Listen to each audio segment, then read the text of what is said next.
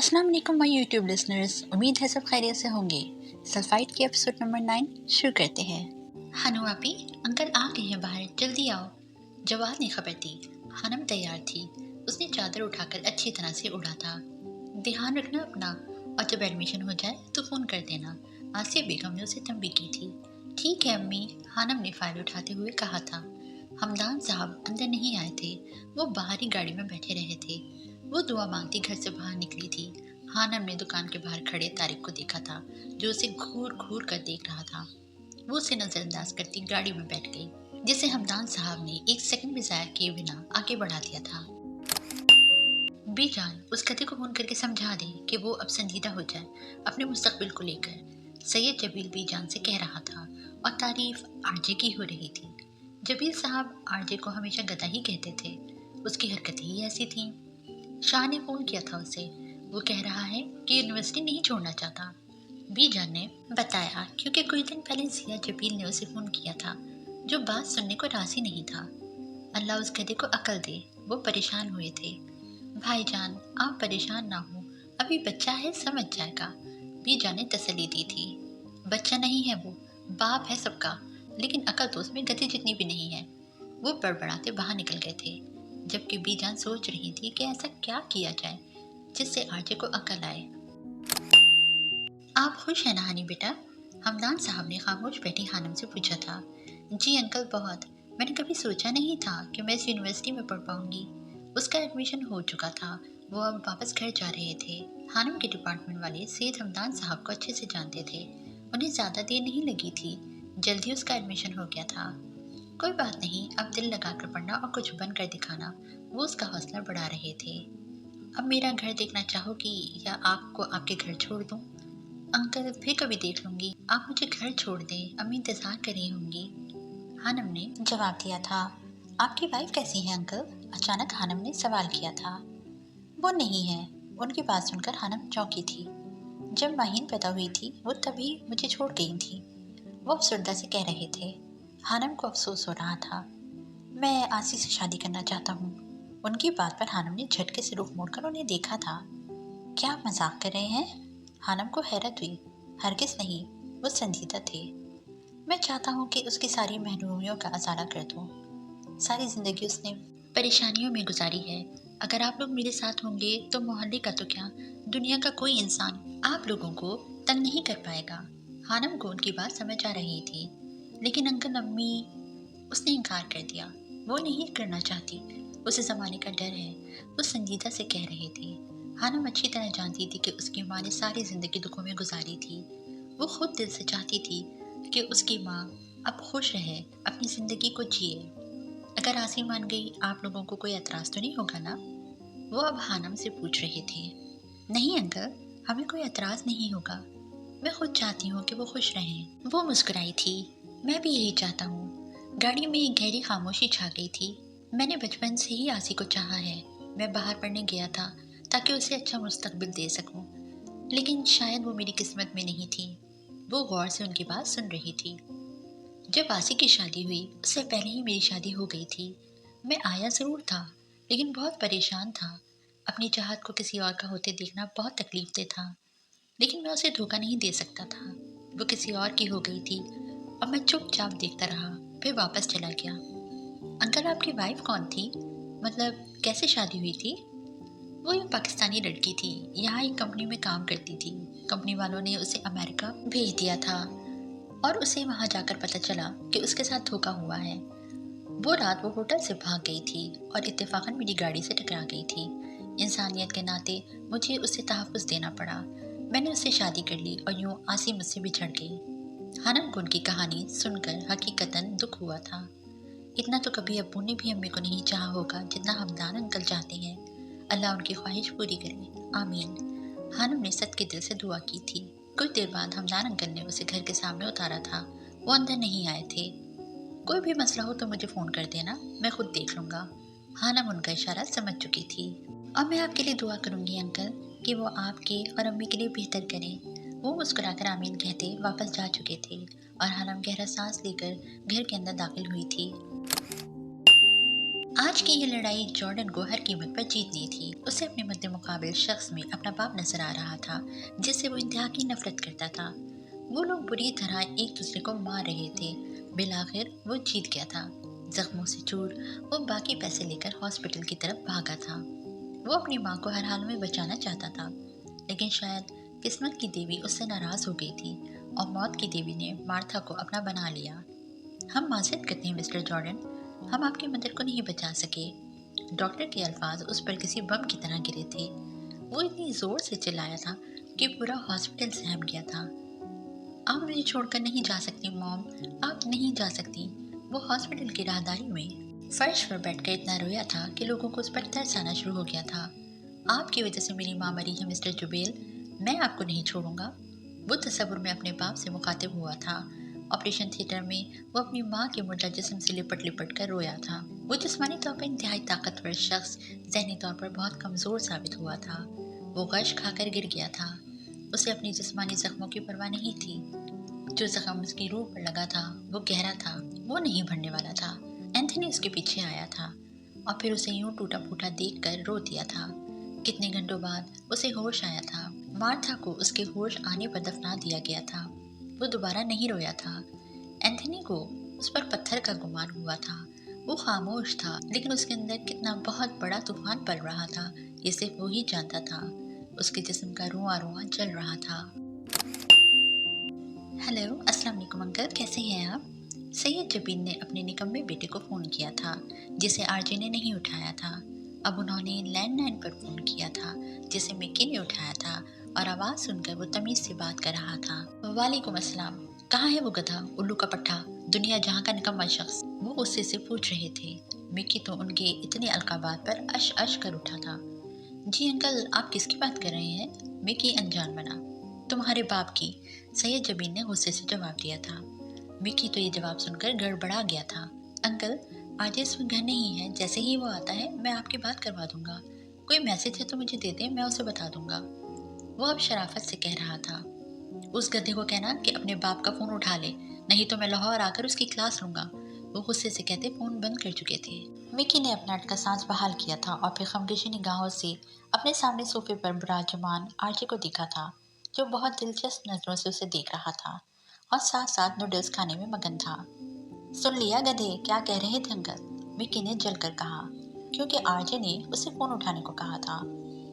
हाँ सुन लिया। आरजे ने उसके गधा कहने पर मिक्की को घूरा। या मैं नहीं, अंकल कह रहे थे। कसम से, क्या कमाल के अलकाबात से नवाजते हैं वो तुम्हें। सच्ची मैं फैन हो गया। आरजे के बाप को ऐसा ही होना चाहिए, मिक्की पुरजोश सा कह रहा था। आरजे के घुरने पर वो सटपटा कर रह गया था, जबकि आरजे पूरी तवज्जो से नूडल्स खा रहा था, जैसे दुनिया में इससे अहम कोई और काम नहीं। खानम को अभी घर आए कुछ ही देर गुजरी थी जब दरवाजे पर दस्तक हुई। मैं देखता हूँ, जवाद कहता दरवाजे की तरफ लपका था और फिर उसकी चीख सुनाई दी थी। कहाँ है तुम्हारी बहन हानी?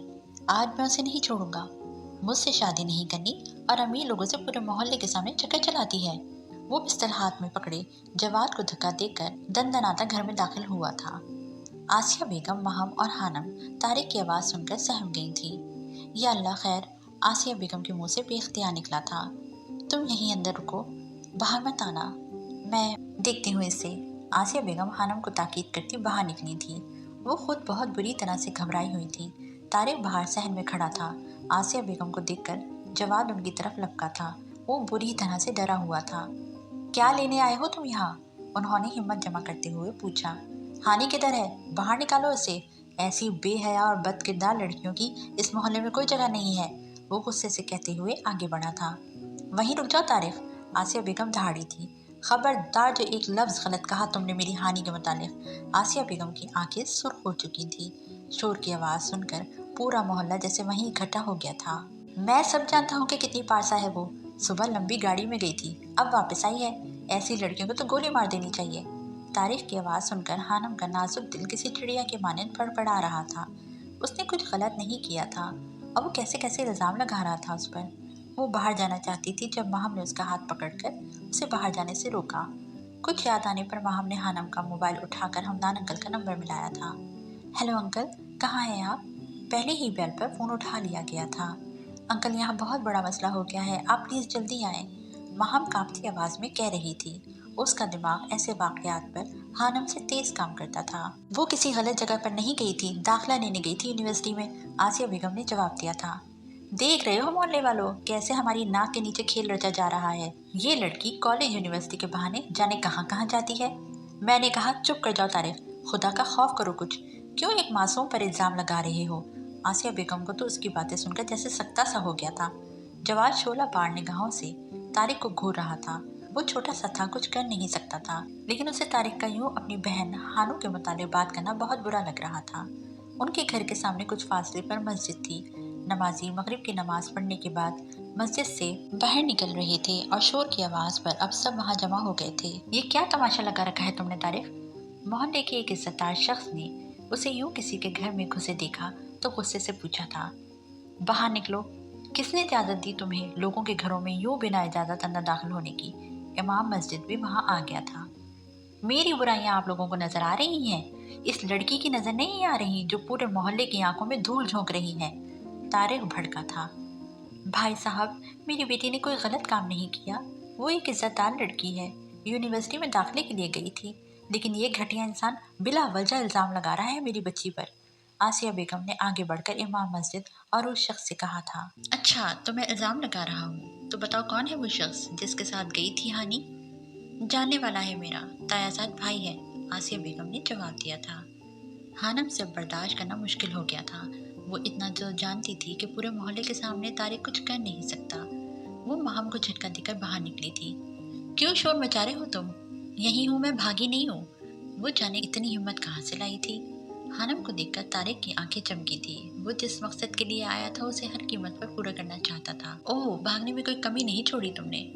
देख रहे हो मोहल्ले वालों, मैंने इज्जत से रिश्ता भेजा था इसके लिए, लेकिन नहीं, इनकार कर दिया। अब पता चला मुझे ये मासूम चेहरे के पीछे कितनी शातिर लड़की छुपी है। वो फिर चिल्लाया था। उस लम्हे हानम को तारिक से शदीद नफरत महसूस हुई थी। इससे पहले कोई कुछ कहता, अचानक पुलिस के सायरन की आवाज़ गूंजी थी, जिसे सुनकर तारिक के चेहरे का रंग उड़ा था। उसने पिस्टल को फटाफट जेब में डाला था। चंद ही सेकंड्स में हमदान साहब पुलिस वालों के साथ अंदर दाखिल हुआ था। दरवाजे पर लगे लोगों के हुजूम ने उन्हें रास्ता दिया था। पुलिस को देखकर काफी लोग रफू चक्कर हो गए थे। क्या हो रहा है यहाँ पर। पुलिस इंस्पेक्टर ने तारिक की तरफ देखते हुए गुस्से से पूछा था। तारिक तो सटपटा गया था। ये शख्स बिला वजह घर में घुसकर मारने की धमकी दे रहा है इंस्पेक्टर साहब। आसिया बेगम का गला रुंध गया था। इससे पहले तारिक कुछ कहता, 2-3 सिपाहियों ने आगे बढ़कर उसे हथकड़ी लगाई थी। जब माहम ने हमदान अंकल को कॉल की, वो अभी ज्यादा दूर नहीं गए थे। इलाके के कमिश्नर उन्हें अच्छी तरह से जानते थे। उनके फोन कॉल करने पर एसपी खुद आया था तारिक को गिरफ्तार करने। हम माजरत चाहते हैं सेठ साहब, एसपी हमदान अंकल से मुखातिब हुआ था। मौसत की जरूरत नहीं है, इसे ले जाएं और कड़ी से कड़ी सजा दें। वो तारिक की तरफ देखकर खूनख्वार लहजे में बोले थे। पुलिस तारिक को लेकर चली गई थी। आप सब लोग भी अपने अपने घर को चलें। इमाम मस्जिद ने बाकी रुके लोगों को देखते हुए कहा था, जो तमाशाई बनकर तमाशा देख रहे थे, जो इतने बुज़दिल थे कि हक के खिलाफ आवाज़ नहीं उठा सकते थे। वहाँ हर किसी को अपनी जान प्यारी थी। हमारे माशरे का यही अलमिया है। जहाँ पर कोई गरीब लड़की थोड़ी सी उभरती है, उसे यूं खामोश करवा दिया जाता है। बहुत सी लड़कियों को बेमौत मार दिया जाता है। इमाम साहब, मुझे आपसे ज़रूरी बात करनी है। हमदान साहब ने इमाम मस्जिद को जाते देखा तो कहा। वो रुक गए थे और साथ में वो समझदार और अक्लमंद हाजी भी था, जो मोहल्ले का सरबराह कहलाता था, जिसकी अपनी बेटी की बारात ने ऐन मौके पर आने से इनकार कर दिया था। वजह जो भी थी, लेकिन इल्ज़ाम लड़की पर आया था। तारिक अपनी सफाई में कहता रहा था, लेकिन पुलिस वालों ने उसकी एक ना सुनी थी। वो उसे ले गए थे। जी कहिए, इमाम मस्जिद ने इज्जत से जवाब दिया था। उसे हमदान साहब शख्सियत से ही कोई बड़े आदमी लगे थे, जो बहुत सुलझे हुए थे। मैं अपनी चचाजाद कज़न आसिया से, जो पिछले 10 सालों से बेवगी और गुर्बत की ज़िंदगी गुजार रही है, निकाह करना चाहता हूँ। क्या मैं कर सकता हूँ? क्या इसमें कोई गुनाह तो नहीं है? वो संजीदा सा पूछ रहा था। लोग जा चुके थे, सिर्फ हाजी साहब और इमाम मस्जिद वहाँ मौजूद थे। आसिया बेगम को तो जैसे करंट लगा था। उनका सर चकरा गया था। पहले तारिक ने एक ड्रामा लगाया और अब हमदान। नहीं, कोई गुनाह वाली बात नहीं है, बल्कि ये तो सुन्नत रसूल सल्लल्लाहु अलैहि वसल्लम है और बहुत ही नेक काम है। और ये हदीस सुनाई, शादी सुन्नत है। उम्मुल मोमिनीन सैयदा आयशा सिद्दीक़ा रज़ी अल्लाह ताला अन्हा से मरवी है कि अल्लाह के महबूब सल्लल्लाहु अलैहि वसल्लम ने इरशाद फरमाया, निकाह मेरी सुन्नत है, बस जो शख्स मेरी सुन्नत पर अमल ना करे वो मुझसे नहीं, लिहाजा निकाह करो, क्योंकि मैं तुम्हारी कसरत की बिना पर दीगर उम्मतों पर फ़ख्र करूँगा। सनन इब्न माजा, किताब अन-निकाह, रकम 1846, जीम 2, स्वात 406। वो कुछ कहना चाहती थी जब इमाम मस्जिद ने शाइस्तगी से जवाब दिया, तो फिर आप इस नेक काम का फरीज़ा सर अंजाम दें। मैं आसिया और बच्चों को आज ही अपने साथ ले जाऊंगा। यहाँ पर ये लोग महफूज नहीं है। हमारे साथ चलो। इमाम मस्जिद ने उन्हें मस्जिद की तरफ चलने का इशारा किया था। वो कुछ कहे बिना उनके पीछे चले गए थे। अल्लाह, ये क्या हो रहा है? आसिया बेगम सर पकड़कर बैठ गई थी। अम्मी, मान जाएं, इनकार मत कीजिएगा। हमदान अंकल बहुत अच्छे हैं, वो आपका बहुत ख्याल रखेंगे। हानम ने उनके पास बैठते हुए कहा था। मैंने कभी सोचा नहीं था कि ऐसे दिन भी देखने पड़ेंगे। वो रो दी थी। मामा रोए मत, जवाद उनसे लिपट गया था। कितनी ही देर माहम और हानम ने उन्हें समझाया था। आसिया बेगम हालात से हार गई थी। 1 घंटे बाद उनकी रजामंदी से हमदान साहब और आसिया बेगम का निकाह करवा दिया गया था। और मोहब्बत की खूबसूरती तो यही है कि वो मिले तो महरम बन के मिले। तकरीबन रात 9 बजे वो लोग हमदान साहब के घर पहुंचे थे। उनका घर बहरिया टाउन में था। आसिया बेगम तो इतना बड़ा घर देखकर हैरान रह गई थी। एक बैग में उनके चंद कपड़े थे जो मुलाजमों ने आगे बढ़कर आसिया बेगम के हाथ से पकड़ लिया था। वो बहुत रोई थी। वो सभी रोए थे। उन सबके लिए ये हादसा तकलीफ दे था। जितना रोना था तुमने रो लिया आसी। आज के बाद तुम्हारी आंखों में एक आंसू नहीं आएगा। हाय, वो कितनी संजीदगी से कह रहे थे। वो लॉन्ज में बैठे थे। हानम का सर दर्द से फट रहा था। तारिक ने जो किया था आज वो नाकाबिले फरामोश था। सुबह वो कितनी खुशी खुशी गई थी यूनिवर्सिटी दाखिले के लिए। अब एक ही रात में उनकी ज़िंदगी बदल गई थी। रज़िया, माहीन के साथ वाले कमरों को हानि और महा बेटी के लिए साफ कर दो फटाफट, वो हुक्म दे रहे थे। महम घूर कर हर एक मुलाजिम को देख रही थी। उसकी तेज़ नज़रों ने मुलाजिमीन की गिनती भी कर ली थी।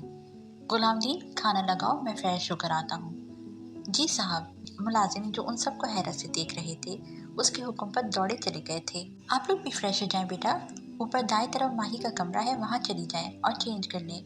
फिर सब खाना खाते हैं। उनके कहने की देर थी। जवाद ने ऊपर की तरफ दौड़ लगा दी थी।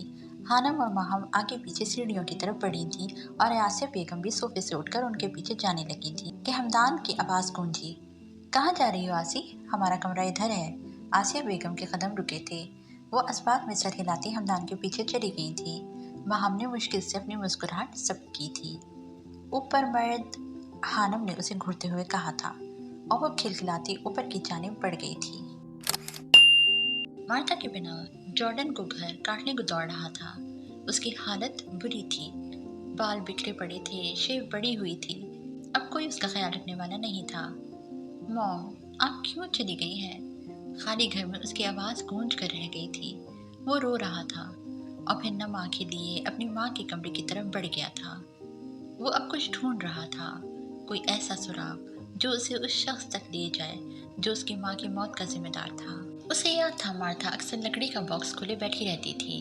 वो अब उसकी अलमारी को खोले उस बॉक्स को ढूंढ रहा था। उसके सर पर खून सवार था। वो अपनी माँ की गई हर नसीहत को भूल गया था। कुछ देर बाद वो उस बॉक्स को ढूंढने में कामयाब हो गया था जिस पर मोटा सा ताला लगा था, लेकिन बहुत कोशिश पर भी उसे चाबी नहीं मिली थी। वो उस बॉक्स को पकड़े अब किचन की तरफ बढ़ गया था। यकीनन वो उस ताले को तोड़ने वाला था। हमदान साहब का मोबाइल कब से रिंग कर रहा था। आसिया उलझन ज़दा नज़रों से कभी मोबाइल तो कभी वॉशरूम के दरवाजे को देख रही थी जहां वो कपड़े बदल रहा था। कुछ देर बाद वो शलवार कमीज पहने बाहर निकले थे।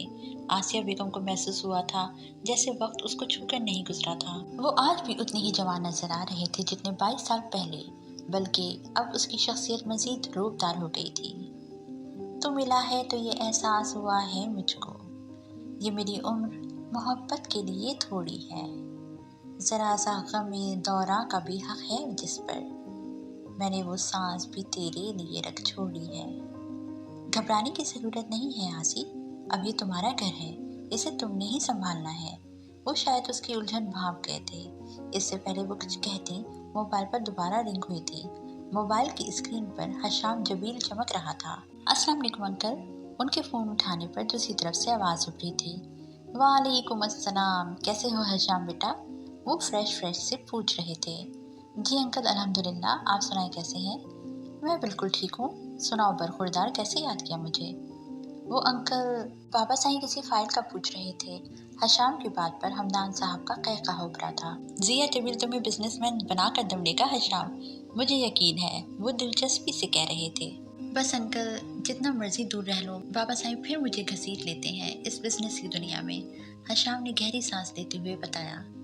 चलो कोई बात नहीं, मैं फ्री होकर खुद बात करता हूँ तुम्हारे पापा से, तुम परेशान मत हो। हमदान साहब उसे तसल्ली देते हुए फ़ोन बंद कर चुके थे।